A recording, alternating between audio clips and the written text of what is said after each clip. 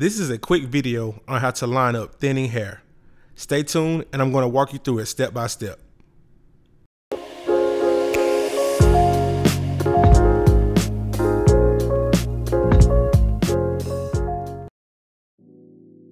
To make it easier for you, start on the side to create reference points.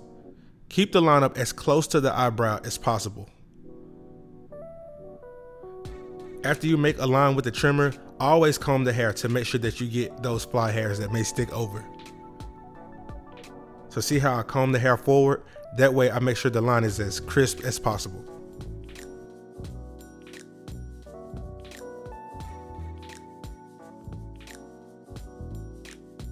The key to lining up thinning hair is to start where the hairline is the strongest. So as you can see in the middle, that's the strongest point. So I'm going to start there and work my way either right or left. It doesn't really matter, just start where the hairline is the strongest. Also, you see that his head shape is round and not square. So if I was to make his hairline square, then it would make it look pushed back. So you have to follow the natural shape of the head. So always keep that in mind.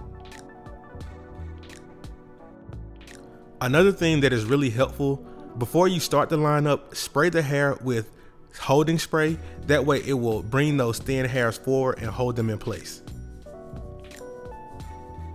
You want to keep the hairline as low as possible, especially when you're trying to preserve it. After you complete one side, try to match the other side as naturally as possible. Like I said, the point of this is hairline preservation, so don't go digging into the hairline. Just keep it as low as possible. Not every hairline will be super crispy.